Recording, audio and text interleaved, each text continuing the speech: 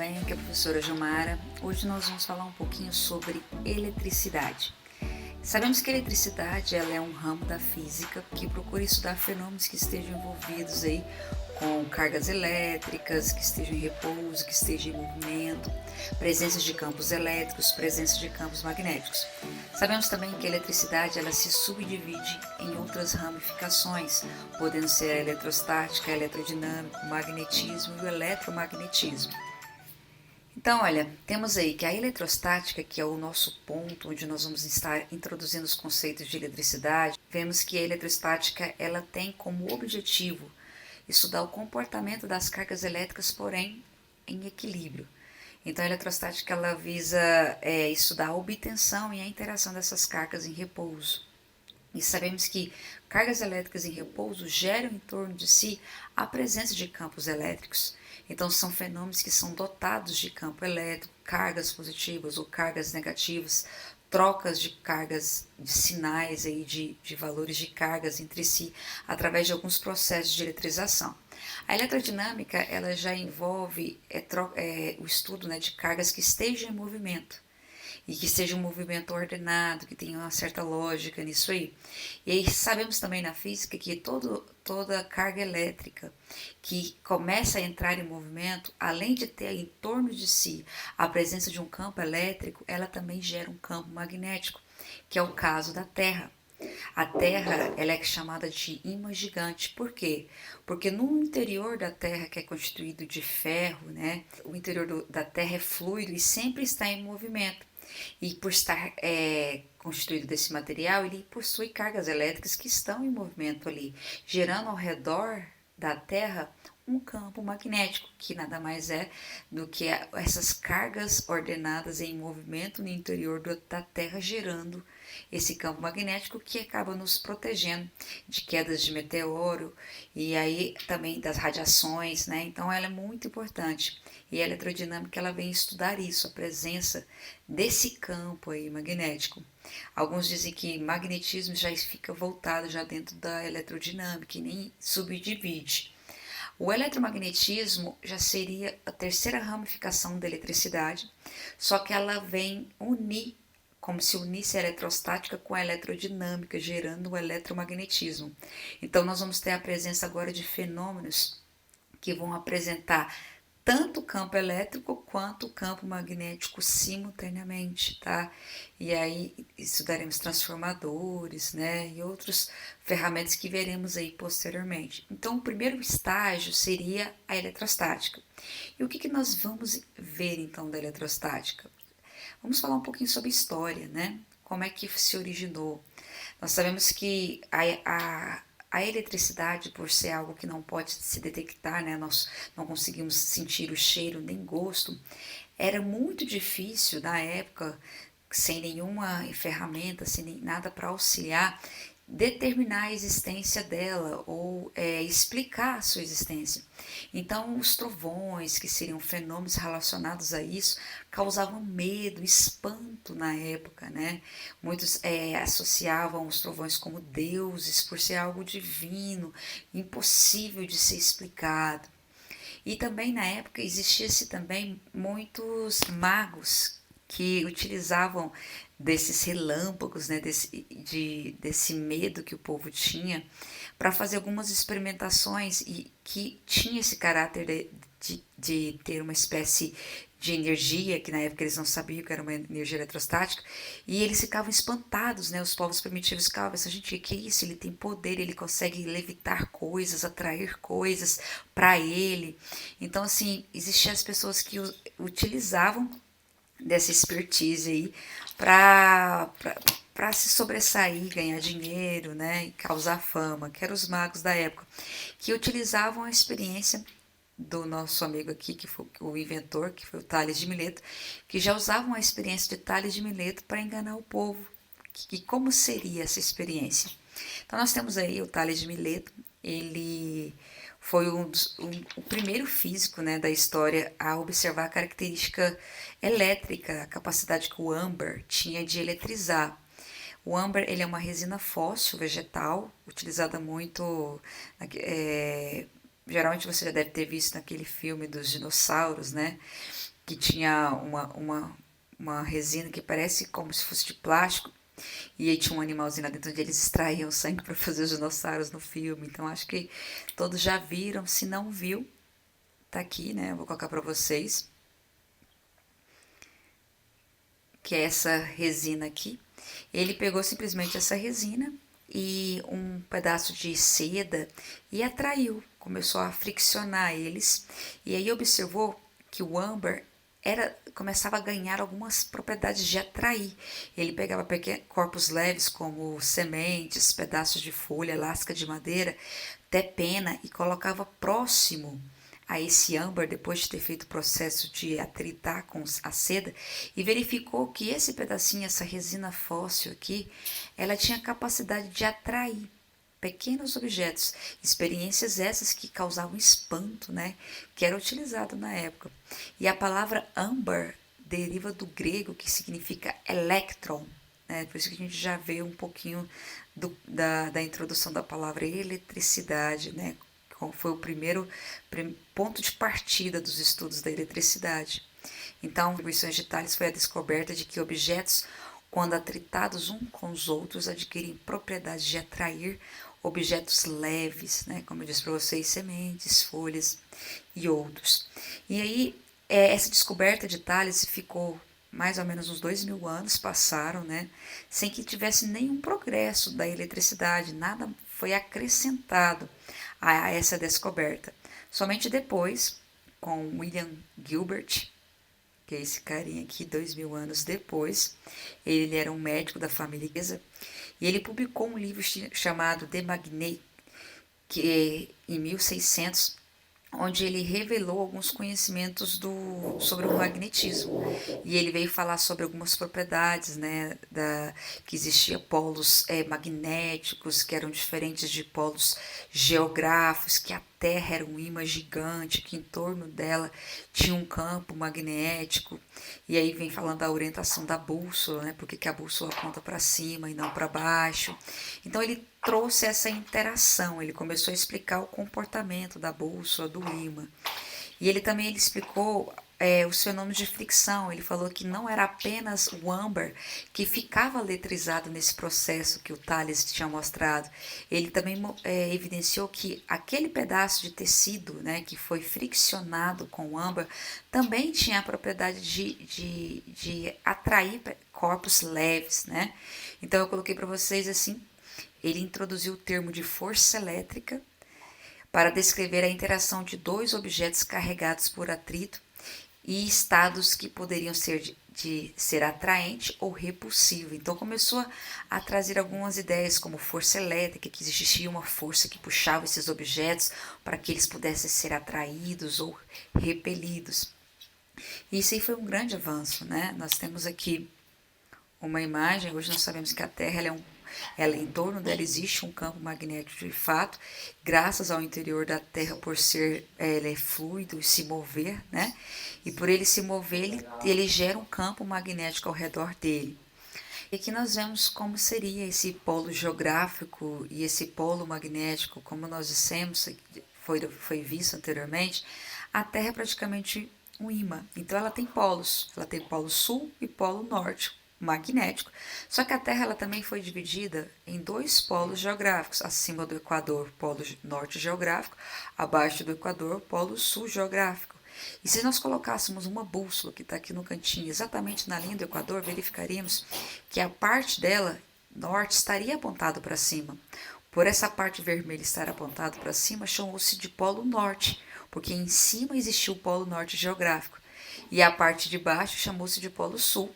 Só que o que acontece? Sabemos que o norte é atraído pelo sul. Então, se o polo norte da bússola, que está aqui de vermelho, aponta para cima, quem está aqui em cima atraindo ele? O sul magnético. Então, se esse aqui é polo norte magnético da bússola, correto? Lá em cima tinha que ter o polo sul magnético. E embaixo, se aqui eu tenho o polo sul magnético, aqui embaixo quem vai atrair ele? O polo norte magnético. Então hoje nós sabemos que os polos geográficos e magnéticos são invertidos. E eles não são coincidentes, eles não estão exatamente um em cima do outro. Existe um grau de distância entre eles devido aos terremotos, né? A ação humana na natureza provoca essa variação. E essa variação entre o polo geográfico e o polo magnético é em torno de 15 graus de diferença, faz com que a Terra gire de uma forma diferente. Antigamente ela girava assim, hoje em dia ela gira dessa forma, né? E aí também contribui com as estações do ano, né? Se vai durar mais o verão, se vai durar menos, devido à face que é voltada para o Sol. Então isso foi uma grande contribuição na época. Para vocês, ele foi a primeira pessoa a começar a usar o conceito de as palavras de eletricidade, eletrização, começou a encorpar, né, os estudos da eletricidade. 60 anos mais tarde surgiu Otto von Guericke, onde ele inventou a primeira máquina, e a gente fala assim que é a máquina para eletrizar corpos, de nada mais é, como você pode ver na imagem, uma bola de enxofre que era presa por uma manivela. Ele colocava uma luva, a sua mão ficava em cima dessa bola e ele girava a manivela rapidamente. Cada vez que ele girava a manivela, a bola de enxofre ganhava velocidade e ela atritava com a luva de lã, né? E aí começava a adotar cargas elétricas, tanto a luva quanto a bola de enxofre.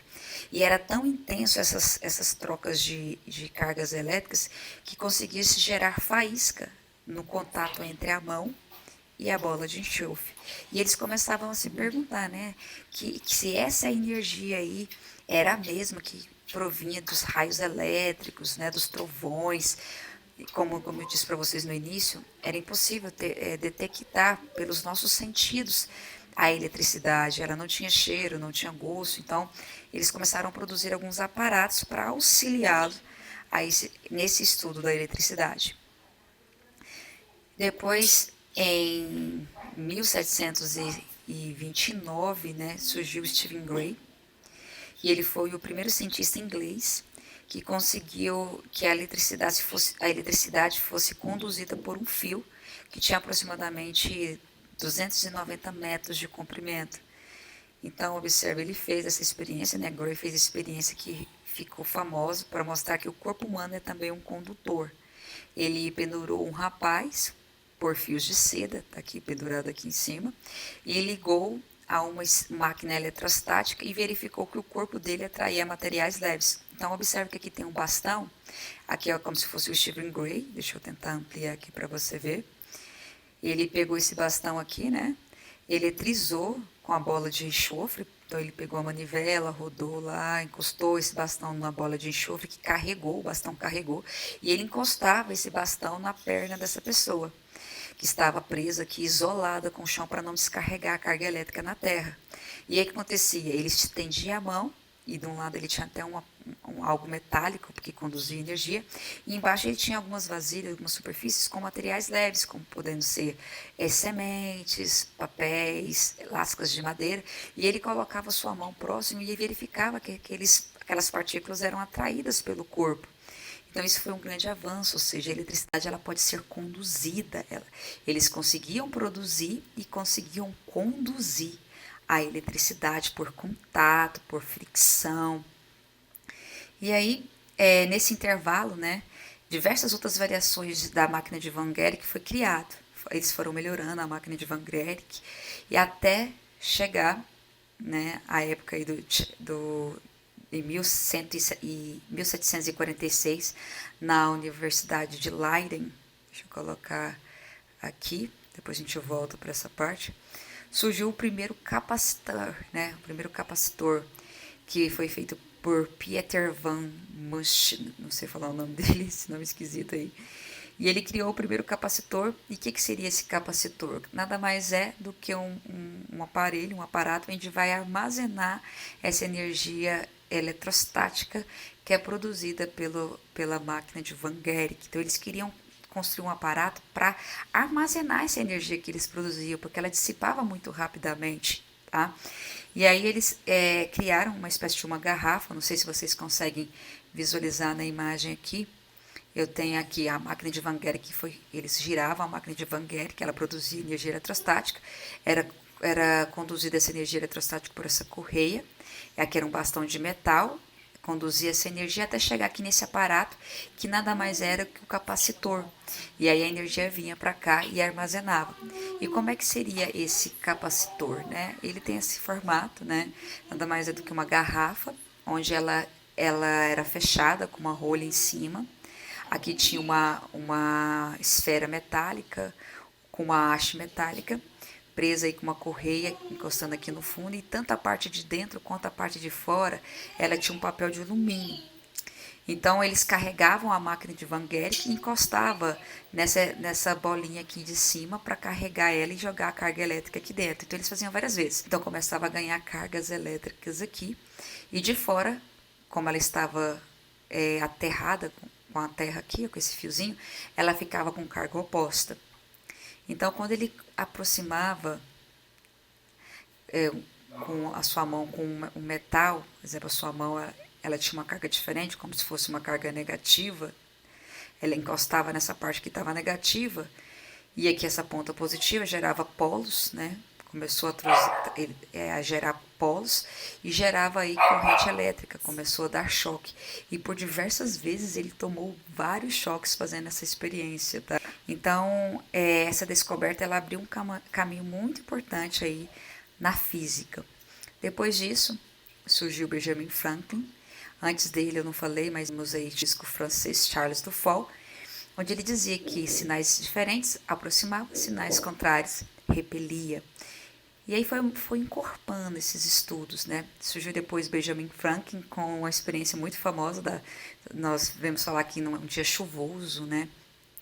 Ele pegou uma pipa de seda, colocou na ponta dessa pipa uma haste metálica para ser mais condutor, e como tinha ponta, atraía mais cargas elétricas para que a descarga do trovão, do relâmpago chegasse a ela. E aí embaixo ele colocou esse aparato aqui, ó. A pipa ela tinha um fio de algodão umedecido que era conectado a isso aqui. E aí quando a descarga elétrica vinha na pipa, ela era conduzida pelo fio da pipa, vindo para essa haste, e aqui embaixo tinha os capacitores, que eram as garrafas de Leyden, esperando a descarga elétrica para armazenar, para eles estudarem, para verificar se esses raios tinham a mesma propriedade, né, a mesma natureza da energia que eles produziam pelo aparato aí da máquina de Van Guericke. Então, Benjamin Franklin ele foi um norte-americano que inventou o para-raio. E isso e ele conseguiu comprovar a teoria que ele tinha da natureza elétrica do raio, dizendo que o raio também tinha essas mesmas características elétricas do que eles produziam em laboratório na máquina de Van Guericke, e que eles tinham conseguido aí, através desse aparato, armazenar essa energia para estar estudando através do primeiro capacitor. E o interessante que vemos aí também é o poder das pontas, né? Como disse para vocês, lugares pontiagudos, quanto mais lugares com curva, pontiagudos, a tendência é que as cargas positivas se encontrem naquele lugar. Todo corpo que possui matéria possui átomos e tem cargas positivas e negativas. Nosso corpo tem. Então, em lugares que são mais pontiagudos, a tendência é que essas cargas positivas fiquem acumuladas lá, e elas são mais sensíveis a descarregar, porque elas têm um grande acúmulo, né? Então rapidamente elas descarregam. Então é o que acontece com o relâmpago, tá vendo? Por que o relâmpago ele descarrega na Terra? Porque a Terra é praticamente neutra, aqui embaixo é neutra. Então quem se move é sempre a carga negativa. Como os elétrons estão mais afastados no núcleo, eles conseguem se desvincular do núcleo e sair e elevar essa energia. Então, os elétrons vêm em direção às cargas positivas, descarregando em lugares pontiagudos. Por isso é perigoso ficar em lugar que tenha só árvore sozinho num pasto, né? Ou debaixo de um poste, de uma casa pontiaguda. A tendência de cair um relâmpago lá é maior. O melhor lugar de estar é dentro de um condutor, que seria dentro de um carro, devido ao efeito da blindagem eletrostática, onde o campo elétrico lá dentro é zero. Tá bom? E nas próximas aulas nós vamos falar um pouquinho mais a fundo da blindagem eletrostática. Então aí nós vemos a história, né, no geral, de como se deu a origem da eletricidade. E aí, depois disso, surgiram os estudos dos modelos atômicos, chegando ao conceito de átomo que nós temos hoje. Hoje sabemos que todo o corpo que é constituído de matéria, ele possui átomos que são partículas um pouquinho menores. A palavra átomos vem do grego a não tomos parte, ou seja, aquilo que não pode ser dividido em partes, aquilo que é indivisível. Então acreditava-se que se eu pegasse um corpo e cortasse em pequenos pedaços, bem pequenininho, o pedacinho mais pequeno que eu não consigo dividir era o átomo e ele não podia ser quebrado. Hoje em dia, através das experiências de Thomson, Rutherford, os aceleradores de partículas, nós sabemos que é possível ir além. Além desses átomos, existem ainda os prótons, os nêutrons, as partículas elementares que ainda são muito menores do que o próprio átomo. Então, essas partículas menores que constituem o átomo, ela tem mais ou menos esse formato aqui, de acordo com Rutherford. Hoje em dia nós sabemos que muda um pouquinho mais. Quando chegarmos em física quântica, vocês vão entender que esse modelo já está ultrapassado. Mas, por enquanto, vamos estudar por ele. Então, nós sabemos que um átomo, que seria a partícula bem pequenininha, ela é dotada de um núcleo, que é essa bolinha vermelha, e dentro desse núcleo, dentro dele nós temos os nêutrons, que são partículas menores ainda, que não têm cargas elétricas, são neutras, como o próprio nome diz. E aqui dentro também do núcleo existem os prótons, que são cargas positivas. Então, próton, você vai lembrar de sinais positivos, tá bom? E na eletrosfera, que é um espaço maior, mais afastado aqui, que tem a maior dimensão dentro do átomo, que seria a eletrosfera, lá dentro, nessas camadas, existem os elétrons. Então, a eletrosfera é onde existe o diagrama de Linus-Pauling, aquelas camadas K, L, M, N e os subníveis de energia SP e DF, que a gente estuda aí na química, quando a gente vai analisar a distribuição eletrônica. Essa distribuição eletrônica está na eletrosfera. E é lá que os elétrons ficam mudando de camadas, eliminando radiações quando eles descem, né? Então a gente vai ver isso mais à frente. E o interessante é que a maior massa do átomo, ela não se encontra no maior espaço dela. Se você observar, o menor espaço é o núcleo. O espaço mais volumoso é a eletrosfera. Mas onde está localizada a maior massa do átomo é no núcleo.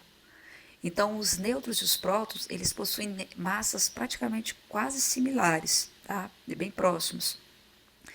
E os elétrons, a massa dele é 2.000 vezes inferior à massa do próton e do nêutron. A maior massa, ela vem praticamente dos nêutrons. Olha aqui para você ver, ó. A massa do próton, o próton tem o símbolo positivo, o elétron negativo e o nêutron zero, porque ele é distribuído de carga. E aqui, olha, a massa do próton e a massa do nêutron é bem próximo, tá vendo? O nêutron é um pouquinho maior. E o elétron é bem menor, bem menor. Quanto maior for o número aqui negativo aqui em cima, menor é a massa do objeto. A gente não olha muito esses números aqui antes da vírgula, e sim o que está em cima da base 10. Quanto maior o número da base 10, menor é a massa que ele tem. E aí nós observamos também que a ciência foi evoluindo. Hoje em dia, com os aceleradores de partícula, consegue-se detectar que existem ainda partículas menores. Como é que eles descobriram isso? Como a gente sabe que o elétron ele é muito pequenininho e os prótons e os nêutrons têm a massa 2.000 vezes maior do que o elétron, acredita-se que o próton e os nêutrons sejam constituídos ainda de outras partículas, que outras partículas constituem ele. Então, em laboratórios, né, eles começaram a quebrar o próton, quebrar o nêutron, para ver se descobria partículas ainda menores, onde eles descobriram os quarks. Então, os quarks são partículas também da matéria, elas não vêm do elétron, o elétron não se subdivide em quarks, o elétron é a menor partícula mesmo que tem, mas os prótons e os nêutrons, eles ainda podem ser divididos ainda em partículas menores, que são os quarks. E aí eu coloquei para vocês que os quarks, eles nunca são detectados separadamente, eles são sempre encontrados em grupos de 3. E quais são essas partículas menores, né, que provêm do núcleo, da quebra do núcleo? São as partículas up, down, charm, strange, top, bottom, e que são essas partículazinhas aqui, tá vendo, que eu coloquei para vocês. Olha para você entender como é que seria isso. O próton, ele tem carga positiva, que é uma unidade, né? E o nêutron, carga que é 0, e o próton é positivo devido ao que constitui ele. O próton ele é constituído de 2 ups e um down. Cada up vale 2/3 positivos e cada down vale menos 1/3, né? Então, se eu colocar, então observa, tanto que a conta é bem simples. 2 mais 2, 4. 4 menos 1, 3. E 3 dividido por 3 daria esse 1 aqui. Do mesmo jeito, os nêutrons. Se é neutro, quer dizer que a somatória dessas cargas tem que dar zero. Então, se eu pego um up, que é 2/3, e 2 down, vai dar menos 2/3. Então, 2/3 mais menos 2/3 zera a carga total. Então, os quarks são 6 no total, tá? Cada um deles tem uma característica. O up é o quark mais leve. O down, ele faz uma dupla com o up na constituição da matéria, né? O próton possui um down e um neutro possui 2. O charming, ele é o maior do que o up e do que o down, porém só aparece em aceleradores de partículas. O strange, que é chamado estranho, né? Ele é o par dos charms, fazem par, né? E também é muito pesado para permanecer inteiro na natureza, então ele só existiu aí nos primórdios da criação do universo. O tup, ou top, é o mais pesado de todos os quarks, a massa dele é igual a de um átomo de ouro. E o button, que é chamado de fundo, né? Assim como os 3 anteriores, ele é muito pesado para existir hoje, e nos aceleradores de partícula ele dura apenas alguns milionésimos de segundo no acelerador, ele some rapidamente. Então, essas são as partículas menores que nós temos hoje. E é possível quantizar essas cargas, eu consigo mensurar, eu consigo medir através da quantidade de carga elétrica que é dada por essa forma do Ken. Se eu colocar esse N de cá, vira Ken. Então, o que seria o quê? A quantidade de carga elétrica que eu quero calcular em determinado corpo. O E é a carga elementar. O que é a carga elementar? Todo o corpo é constituído de elétrons, prótons e nêutrons. E é apenas o prótons e os elétrons que têm cargas. E que carga é essa? É a carga elementar. Quanto que vale isso? 1,6 vezes 10 a menos 19. Então, essa cargazinha aqui, ó, ela foi descoberta por Robert Andrews Millikan. Ele ganhou o Nobel da Física em 1923, quando ele conseguiu medir esse valor aqui de 1,6 vezes 10 a menos 19. E o interessante é que hoje sabe-se que essa carga que tanto o próton quanto o elétron leva é a mesma, idêntica, mesma coisa. O que muda é o sinal. Uma é positiva e outra é negativa. E esse N aqui é o número de elétrons que o corpo ganha ou perde. Então, se eu pegar um determinado objeto e eu quero calcular e eu começo a dar carga elétrica para ele. Antes de dar carga elétrica para ele, esse corpo já tem átomos, é uma matéria, ele é constituído de átomos, ele tem elétrons lá dentro com uma quantidade de elétrica mínima, que é a carga elementar, que é esse Ezinho, que vale 1,6 vezes 10 a menos 19, podendo ser positivo ou negativo, se ele estiver eletrizado positivamente ou negativamente. Agora, quando eu jogo carga elétrica nele mais, quer dizer que eu vou estar multiplicando mais elétrons que estão em excesso aqui, que eu estou ou ganhando, ou eu posso estar retirando dele, que seria esse valor do N. Então, nós dizemos que a quantidade de carga elétrica que o objeto tem, ele é um múltiplo, né? Nada mais é do que um múltiplo um múltiplo inteiro dessa carga elementar. Então, sempre vai ser um número multiplicado pela carga mínima, que é sempre a carga elementar, que é a carga que o elétron e o próton levam. E esse N, para encontrar esse N, nós usamos essa formulazinha aqui embaixo, que ela é um valor absoluto. O N nunca pode dar valor negativo. Então, o exercício vai falar, ele tem tantos prótons, tantos elétrons. Você subtrai os dois e coloca o valor aqui e multiplica com o valor de 1,6 vezes 10 a menos 19. Se o exercício falar que ele perdeu elétrons, se ele perde elétrons, ele fica positivo. Aí você pega o sinal positivo. Se ele fala que ganhou elétrons, ele está ganhando mais cargas negativas. Aí você pega o sinal negativo. O interessante que você entenda é que existem alguns processos de eletrização. Eu posso ter um corpo eletrizado negativamente, positivamente, ou posso ter um corpo eletricamente neutro, que não está com excesso nem de positivo nem de negativo. Então, olha o exemplo do corpo neutro. O corpo neutro é aquele corpo que ele é constituído de matéria, ele tem átomos, e dentro do átomos tem elétrons e prótons na mesma quantidade. Se ele tiver 5 prótons, ele tem que ter 5 elétrons para que ambos possam se cancelar e no total não sobrar nenhuma carga. Então, ele é neutro. Agora, se ele for eletrizado positivamente, quer dizer que vai ter mais positivos dentro dele do que negativos. Então, observa, aqui eu tenho 5 positivos e 3 negativos. No total, eu tenho mais positivos, então o número de prótons é maior do que o número de elétrons. E o eletrizado negativamente, é o inverso, eu vou ter o excesso de negativos. Então, eu vou ter mais números negativos do que positivos.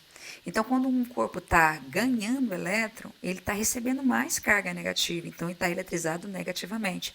Mas se o corpo está perdendo os elétrons, está perdendo as cargas negativas, ele está ficando apenas positivo, então ele está sendo eletrizado positivamente. E isso é o que faz que tenha o sinal de positivo e negativo do valor do E aqui, ok?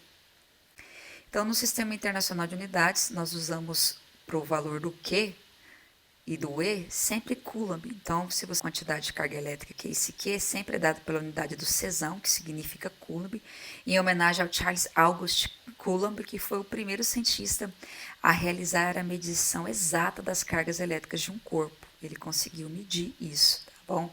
Conseguiu medir o valor do Q. São condutores, que têm mais elétrons livres, eles têm a maior facilidade de transmitir a energia elétrica sobre ele. Os corpos isolantes ou dielétricos, eles possuem menos elétrons livres, né? A força nuclear aprisiona os elétrons, estão mais próximos do núcleo, os elétrons, então ele não consegue se desvincular para estar saindo e transferindo a energia. O que segura os elétrons, o núcleo, estabiliza o núcleo de um átomo, é a força nuclear. Então, quanto mais próximo do núcleo o elétron tiver, mais difícil ele de sair para transmitir energia, porque a força nuclear segura ele. Quanto mais afastado o elétron estiver, mais fácil ele consegue se desvincular para transmitir a energia. Por isso que metais são mais condutores do que uma borracha, porque em metais os elétrons são mais livres, conseguem ter mais cargas elétricas, né, se movimentando, facilitando a condução dessa energia. A borracha, a madeira, a água, a água no estado sólido, principalmente, elas são isolantes. Elas não têm muitos elétrons para estar levando essas cargas elétricas de um corpo para o outro. Bom, e olha o que acontece com uma experiência muito simples do nosso dia a dia, que de fato isso ocorre. Eu coloquei para você assim, ó, por que em navios que transportam combustível, como petróleo, óleo, gasolina, os marinheiros precisam usar sapatos cuja sola desses sapatos seja de um material condutor de eletricidade e não de borracha, já que é um isolante elétrico? Porque se você pegar, olha um exemplo, imagine que esse material de amarelo é um isolante, que seja a bota de alguém. E esse de cá, condutor. Se eu jogar cargas elétricas nesse corpo, o isolante não vai deixar que a carga elétrica se distribua de forma igual. Ele vai atrapalhar, ele não consegue fazer esse processo de transmissão, porque os elétrons ficam mais presos ao núcleo. Então, ele vai depositar tudo isso aqui num ponto e vai acumular carga elétrica. Isso é um problema, porque se chegar a carga positiva perto disso aqui, vai gerar uma faísca que pode explodir o ambiente que tem petróleo, gás, né? Ele fica um ambiente aí propício para explosão se você ficar andando com botas de borracha, porque ela segura a carga elétrica e qualquer coisa que você encostar positivo, se fechar um polo ali, vai gerar uma faísca que pode explodir dependendo do ambiente onde você esteja. Já os condutores, eles, quando você joga energia elétrica aqui dentro, como eles são bons condutores de energia, eles dissipam essa energia de forma igual por toda a superfície. Então, não vai ter lugar de acúmulo de energia. Se eu encostar em alguma coisa positiva, ela vai cancelar rapidamente com qualquer um aqui. Não vai gerar uma faísca, porque para gerar faísca eu tenho que ter muitas cargas elétricas concentradas. Então, seria menos risco de causar uma explosão dentro de um navio. E observa, no último ponto, é o princípio da conservação de energia. Nós sabemos que a energia não pode ser criada, nem destruída, apenas transformada. Do mesmo jeito, a conservação das cargas elétricas. As cargas elétricas de um corpo, antes de um determinado fenômeno e depois de um determinado fenômeno, sendo esse sistema isolado, tem que permanecer o mesmo. Olha um exemplo. Eu tenho aqui 3 esferas, A, B e C. Cada uma é dotada com uma carga elétrica diferente. A carga A é de -5, B de -2 e o C de 10 unidades. Esse sistema é isolado, ninguém vai estar adicionando nada e nem tirando nada. A única coisa que está acontecendo lá dentro é que eles estão tendo em contato entre si. Se eu somar as cargas elétricas disso aqui, -5 com -2 vai dar -7, -7 mais 10 vai sobrar 3 de unidade de carga no processo inicial. Vai passar um tempo, essas cargas aqui vão entrar em contato, vão bater uma com a outra lá, uma carga vai ser transferida para outra, e no final, quando eu for pegar as esferas, olha o que aconteceu. Mudou. O que era A, que valia menos 5, ficou 1. O B, que era menos 2, ficou 1. E o C, que era mais 10, ficou 1. Aí você pensa, mas não pode. A Jamara falou que a carga se conserva. Mas, de fato, se conservou. O que se conserva é a carga total, não a carga individual. Então, observa, se eu somar as cargas finais, aqui vai ficar 1 mais 1 mais 1, também deu 3. Então, nós dizemos que na física, que nos processos de eletrização, que houver contato, atrito, seja qual for o processo, no final, o somatório dessas cargas tem que permanecer o mesmo, tá? É o que nós chamamos de princípio da conservação das cargas elétricas. Sempre a quantidade de carga que eu tiver antes de um processo, ela tem que ser exatamente igual depois do processo, porque as cargas não podem desaparecer com a energia. Ela não pode ser destruída. A única coisa que aconteceu do primeiro momento para o segundo momento é que ela foi transformada, mas ainda o quantitativo está ali, que seriam as 3 unidades, né? Então é isso, nossa aula de hoje é isso. Nas próximas vamos aprofundar um pouquinho, espero que você tenha aprendido. Um grande abraço.